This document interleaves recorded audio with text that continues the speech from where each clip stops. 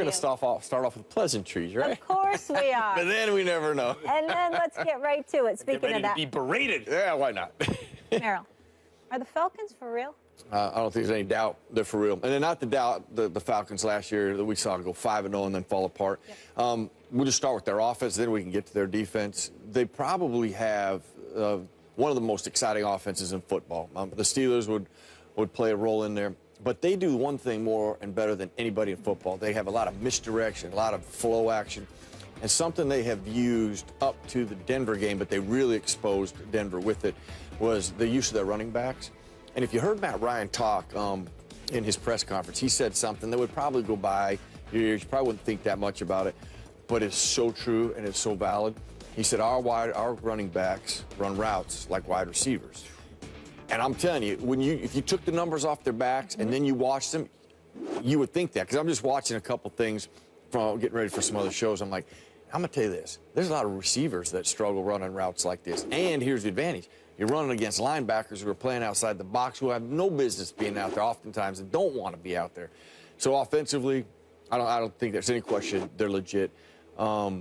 Defensively, you talk about a huge improvement. Just what they do with their defensive line, the havoc they create, the matchups they create, the pressure they create. Their back end has been outstanding. They got all the linebackers hurt, but you didn't even notice it yesterday. And that's often due because of the pressure that they were applying. So I don't think there's any question that they are for real. First of all, the defense is crazy because Vic Beasley shows up and Dwight Freeney is getting like a sack a game. Isn't he like 50 years old by now? You know, it's funny. I'm glad you brought him up because last week he had 2 of the freakiest sacks I've ever seen. And he has some freaky ones now. Yeah. I mean, he's got the spin down. Nobody, I think, has had a spin like that. But he had a half spin, back spin, and made a sack that was like, you always have to watch like 3 times. It was the coolest sack He was ever. Supposed to be done 5 years ago. Very the guy true. is still getting sacks, you know, in important games it's for a really good team. Let me tell you this. Here's the thing. If Belichick was doing this with Freeney, you know what? We would be going crazy that right. he's took the one play. Listen, coaching in the NFL is awesome. There's a lot of coaches that don't get the credit, that they take a guy, they say, what's left in that tank? Let's utilize it. The Atlanta Falcons will do that with Dwight So the Freeney. defense, kind of like the Cowboys, how the story to me of the game, of course, the offensive line is great, but, oh, look at that. The defense held it down against a pretty good team. This Falcons, the question about them is, can the defense be bend, not break? Can they be good enough to let the offense do the thing? And the offense, it's like you got 2 Le'Veon Bell lights out there. Now, one guy, you know, Coleman's the fast guy, and Devontae, he's smart, he's strong, but they both have fresh legs because they're alternating all game, and they can both catch passes out of the backfield, and as you mentioned, run routes like wideouts. Yep.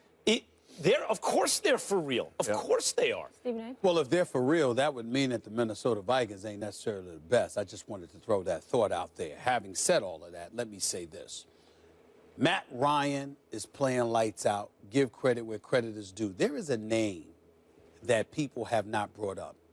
We know Julio Jones, 517 yards receiving, 24 receptions on the year, averaging 21.5 yards a catch. He's been absolutely sensational. We know that. Mohamed Sanu was a decent pickup. There's no denying that. And Jacob Tamme used to be in Denver, can do some things. The name that nobody's mentioned, Tevin Coleman. 4 receptions for 132 yards yesterday. If you really, really think about it, what did you just say? The ability of the backfield to come out and run routes like receivers, look like receivers. That's what you're talking about. I mentioned Coleman. So, no, I'm sorry, I didn't hear that. Here's the deal. I didn't. I really didn't. Here's the deal. When I think about Atlanta, I think about the AFC South. And the only reason why I'm willing to hold off on them is because I know that Carolina hasn't been what we expected them to be. Unless someone is willing to concede definitively that Josh Norman's absence has completely shredded their back, the back of their defense, their secondary. And because of that, Carolina's defense will never recover. As long as they got a shot, I'm going to hold off on putting Atlanta up there and saying the division is theirs to lose, because I still want to see Carolina and whether or not they're going to wake up. I'm gonna throw one more name, actually, that is really critical. Maybe the biggest steal in free agent, Alex Mack. the center for the Atlanta Falcons. I mean, that has solidified their offensive line. Now, you know, to your point, where's Carolina? I mean, we're going to see a little bit of them today without Cam Newton. Listen, a third of their offense is gone. Yes. I mean, you can't even do it. Yeah, but Kelvin Benjamin, Mike, look, he's their #1 option. They went to the Super Bowl without him. Where's he been, Merrill? Well, and actually, it's not even him. I mean, they cannot run the football with any consistency anymore. But they used to control the game, dominate. And why is that? Well, you got Jonathan Stewart's hasn't been there for weeks. That's killed them. So what they've done, they've asked their quarterback to be their runner. Then they asked him to be the thrower. The only thing they haven't asked him to do is play in the secondary. I just think there's too many issues there that they're never going to recover. I mean, they may win tonight, but also, you look at the trajectory of teams. The Falcons are getting better and better from week 1, where it was like, oh, they're no good, to week 2, week 3. Every week you see a little more, little more. They're getting better. They're trending this way. To me, their danger is peaking too early. Like, you don't want to be at your best week 8. You want to be at your best week 17. By the way, y'all, just so y'all know, they still got Seattle coming up this week. That'll be a good test. They got a home game against Green Bay in a couple of weeks. They got a road game at Philadelphia. Arizona might be on the come up. Kansas City, they also got at home. And then Carolina and New Orleans to end the season. So it'll be interesting. Yeah, and over the first 5 weeks, the last 2 seasons, they won 9 of 10, put up 337 points, most in the NFL. So now will they continue past that week 5 mark? Staying with us, Merrill. Right here, not going anywhere, kid. Always a good thing. Giants lost to the Packers, but Odell Beckham, Max, look, he made up with the kicking net. So cute. Is this a sign he learned his lesson? We get into it. Now Manning rolls right. Now Manning throws to the back of the end zone. Caught by Odell Beckham Jr. to get his feet in. Yes, touchdown.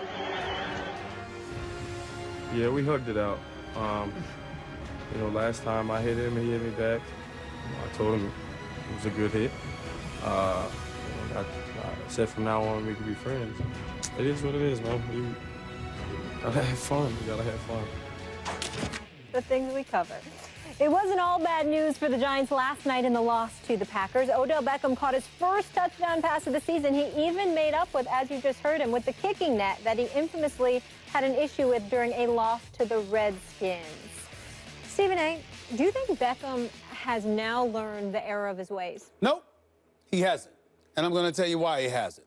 Because the Giants are going to keep losing. And as a result, he's not going to be able to compose himself. See, all of this is nice. You know, he got a touchdown yesterday. First time in 5 games, got a touchdown, okay? Still ain't having any big receiving games. Only scored 56 yards yesterday, 5 receptions. The Giants have lost 3 straight. 2 Washington, a game they should not have lost. 2 Minnesota, which they got beat up with. And, of course, yesterday. Now you've got the schedule. Baltimore's next. They just lost a big game yesterday. The Rams, I can't believe I'm saying this, but Jeff Fisher actually looks like there's a level of productivity that you could attach to his name occasionally for change. Not week to week, but he does have his moments, okay?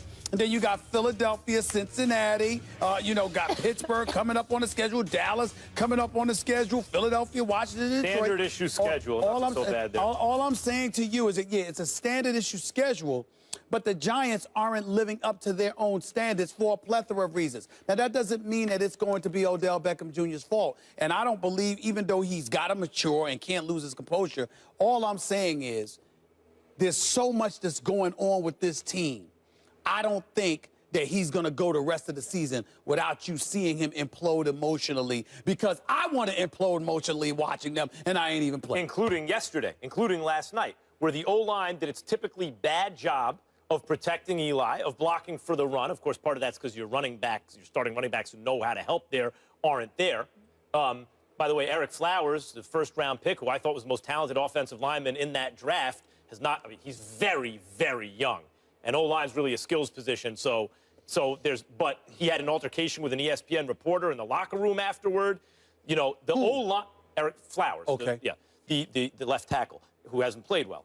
The O-line has been terrible, but even when Eli has had some protection, he's thrown the ball inaccurately and frequently missed Odell when he's been open, either in terms of even going his way, targeting him, or throwing him an accurate pass. And yet Odell yesterday, who had every right to be frustrated again, makes a spectacular catch in the end zone for looked like a touchdown, I guess, good enough. You think he's... And he had the presence of mind to make a little fun of himself, to have a little fun with it. Look, people are who they are. He's always going to be emotional. This isn't the last time he'll ever get in trouble. The week before last against Minnesota, there'll be other incidents. But for a guy who was talking about himself in a way that made you think, this guy has no sense of himself. This guy thinks he's more important than he is. He's taking things a little too seriously, and his ego's a little out of control. For a guy in that position, to do what he did yesterday suggests he does have a sense of self, a sense of place, that he can kind of come to grips with what's happening with himself, poke a little fun of himself. I thought it was a very encouraging sign as a Giants fan about Odell. Well, the key is, can he keep it there? Which, to your point, I know you want to see, can he keep it there? You know, when you look at his behavior, which has really been the flaw here, is he's used the victim card. You know, it's the officials' fault, it's Josh Norman's fault, it's the media's fault.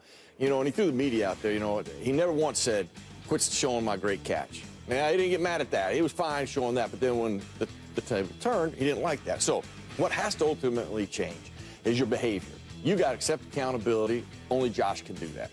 Now, this is an example. Excuse me, Odell. This is an example that he did it. Will he have to do it the whole year? I would agree with you. Will he do it the whole year? Well, I don't think anybody really knows that. But if he doesn't do it the whole year and he keeps falling back and becoming the victim, and it wasn't me and it's the officials or it's somebody, they're trying to get on me, well, that's going to spiral into the Giants eventually going to have to part their way. 2 years from now, we'll be sitting, well, Josh, you know, Odell Beckham could have been great. Yeah. Thought it'd be great, but we've traded. But the question is, since people can only change on the margins, it's not like you wake up one day, you're a completely different person. You can make marginal changes. You can make incremental changes over time. The question is this a step in the right direction or not? But here's my problem. Break up to make up. Here's my problem with you and what you're leaving out. You're a Giants fan. You're a native New Yorker. If there's one team that you watch religiously, it is the New York Giants. We talked about Odell. We've mentioned very little about Eli Manning. Now, our very own Josina Anderson for ESPN, you know, talked about how there were folks with the New York Giants telling her she does a great job reporting on the NFL for us. Talked about how there are people within that locker room that have a problem with the average production of an Eli Manning. 5 touchdowns, 4 interceptions, a QBR of 58. This is a guy that's Mr. Reliable. And the reason why I'm looking at you, Merrill, is this. This dude is there every weekend. He doesn't miss games. He's been playing with this guy for years. And I'm just saying that there should be an elevated level of productivity that we're not seeing from Eli Manning. And don't tell me that that doesn't play a role in the frustrations to Odell Beckham Jr. Well, there's no question about that. Last week, I mean, you just watched the game last night. There was 3 opportunities that could have changed the game that he should hit. And you can't sit there and go in the locker room, or you can't go on Tuesday or Monday when they watch tape and just go, you got to hit these. We create these every week. In the NFL, if you can get 2 or 3 of these, you feel blessed, but you can't leave them on the field. Now, that being said, the running game, that phase has disappeared for them. The Packers did a great job of dropping the 8th guy in the box unaccounted for, so they did some scheme-wise. Right. That phase doesn't add to this. I think these problems continue, but I don't think there's any question that in that locker room, you're like, we got 3 guys wide open. You have to. But this is why, one last thing, this is why it's a team. The left tackle can be exploited because he's so young, he doesn't have technique yet in Flowers. So the O-line is porous. So Eli is rushed. And Eli has been much less than perfect. He has not had a very good year, in my opinion, especially using Odell. So Odell gets frustrated. There's that, but there's also things like the Giants have just been unlucky on takeaways, right? They had a ball go through Adams' hand. They had a fumble that they didn't recover. But you're talking about could have easily changed the game. You're talking about unlucky. What you're not pointing out is how Odell Beckham Jr. is looking at that. You're a wide receiver. You're on that field. You're running those routes. You're open. You believe you should get the ball. I'm not saying I absolutely am. I started by talking about how Eli has been missing. I'm not absolving him. I'm simply saying the fact that he's 23 and emotional and the problems